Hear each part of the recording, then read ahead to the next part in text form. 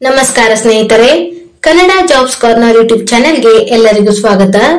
ಶಿಕ್ಷಣ ಇಲಾಖೆಯಲ್ಲಿ ವಿವಿಧ ಹುದ್ದೆಗಳ ಒಂದು ನೇಮಕಾತಿಗೆ ಸಂಬಂಧಪಟ್ಟಂತೆ ರಾಜ್ಯಪತ್ರದಲ್ಲಿ ಅಧಿಕೃತವಾಗಿ ಪ್ರಕಟಿಸಲಾಗಿರುವಂತದ್ದು ಫೆಬ್ರವರಿ 21, 2025ರಂದು ರಾಜ್ಯಪತ್ರದಲ್ಲಿ ಶಿಕ್ಷಣ ಇಲಾಖೆಯಲ್ಲಿನ ಹುದ್ದೆಗಳ ಬಗ್ಗೆ ಪ್ರಕಟಿಸಲಾಗಿದೆ.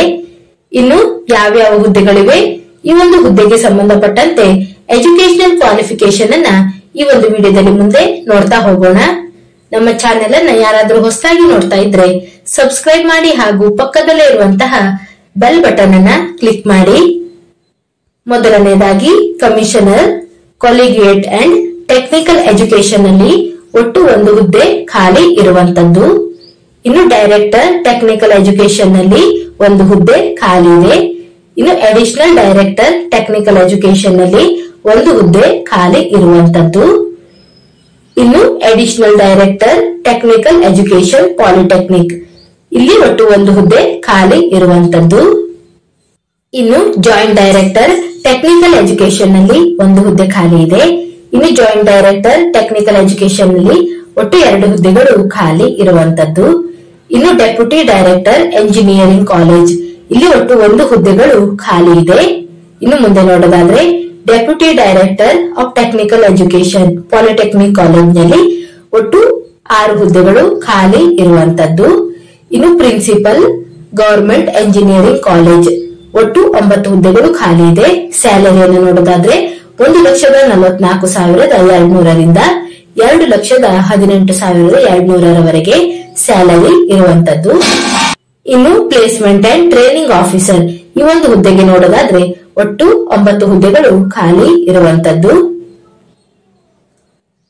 ಇನ್ನು ಪ್ರೊಫೆಸರ್ ಎಂಜಿನಿಯರಿಂಗ್ ಕಾಲೇಜ್ ಈ ಒಂದು ಹುದ್ದೆಗೆ ನೋಡೋದಾದ್ರೆ ಒಟ್ಟು 55+3 ಅಂದರೆ 58 ಹುದ್ದೆಗಳು ಖಾಲಿ ಇರುವಂತದ್ದು. ಸ್ಯಾಲರಿಯನ್ನು ನೋಡೋದಾದ್ರೆ 1,44,200ರಿಂದ 2,18,200ರವರೆಗೆ ಸ್ಯಾಲರಿ ಇರುತ್ತದೆ. ಇನ್ನು assistant director of technical education engineering college ಈ ಒಂದು ಹುದ್ದೆಗೆ ನೋಡೋದಾದ್ರೆ ಒಟ್ಟು 2 ಹುದ್ದೆಗಳು ಖಾಲಿ ಇರುವಂತದ್ದು.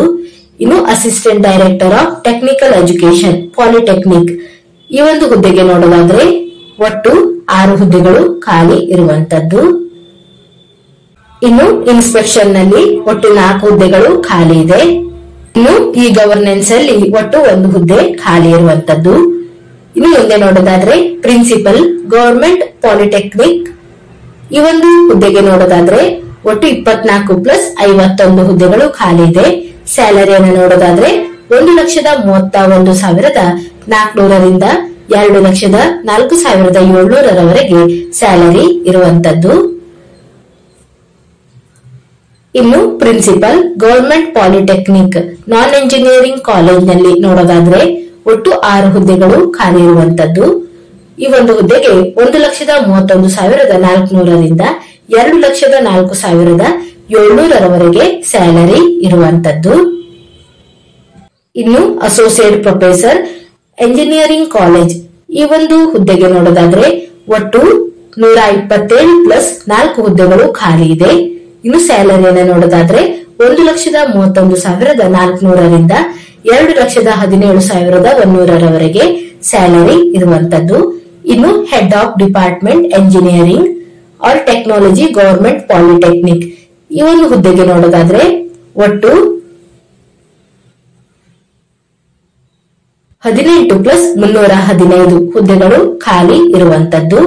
ಇನ್ನು ಈ ಒಂದು ಹುದ್ದೆಗೆ ಸ್ಯಾಲರಿಯನ್ನು ನೋಡ್ತಾ ಹೋಗೋದಾದ್ರೆ 1,31,400ರಿಂದ 2,04,700ರವರೆಗೆ ಸ್ಯಾಲರಿ ಇರುವಂತದ್ದು.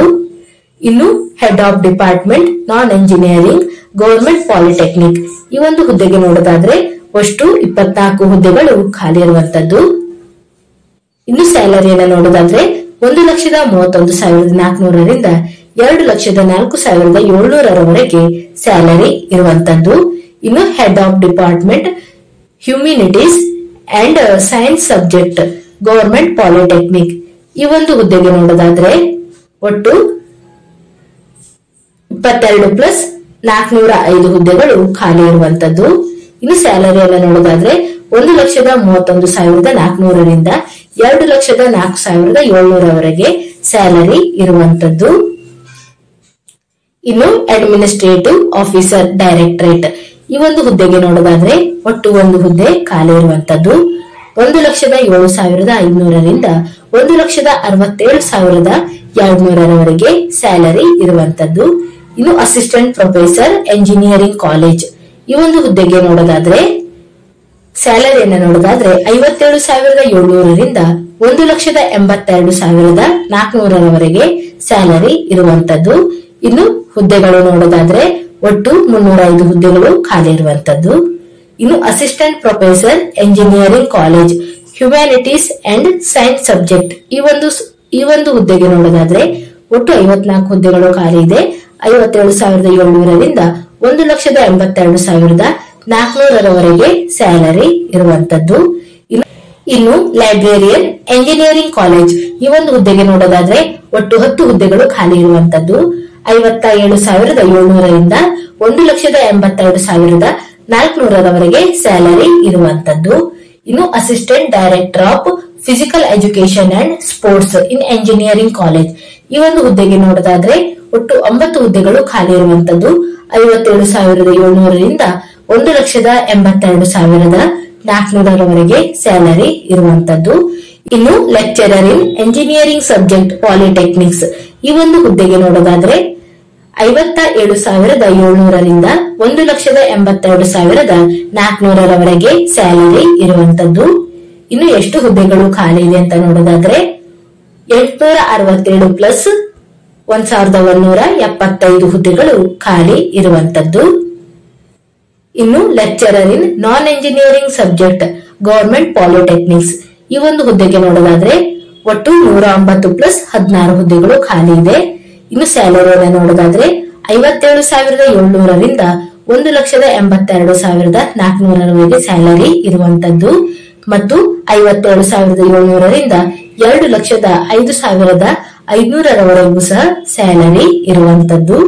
ಇನ್ನು lecturer in humanities and science subject government polytechnic ಈ ಒಂದು ಹುದ್ದೆಗೆ ನೋಡೋದಾದ್ರೆ ಒಟ್ಟು 120 ಪ್ಲಸ್ 32 ಹುದ್ದೆಗಳು ಖಾಲಿ ಇರುವಂತದ್ದು.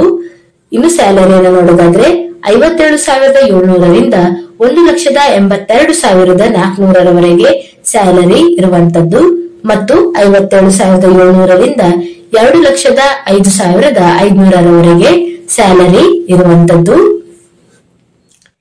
ಇನ್ನು ಮುಂದೆ ನೋಡೋದಾದ್ರೆ ಅಸಿಸ್ಟೆಂಟ್ ಅಡ್ಮಿನಿಸ್ಟ್ರೇಟಿವ್ ಆಫೀಸರ್ ಒಟ್ಟು 14 ಹುದ್ದೆಗಳು ಖಾಲಿ ಇದೆ. ಈ ಒಂದು ಹುದ್ದೆಗೆ ಸ್ಯಾಲರಿಯನ್ನು ನೋಡೋದಾದ್ರೆ 83,700ರಿಂದ 1,55,200 ಸ್ಯಾಲರಿ ಇರುವಂತದ್ದು.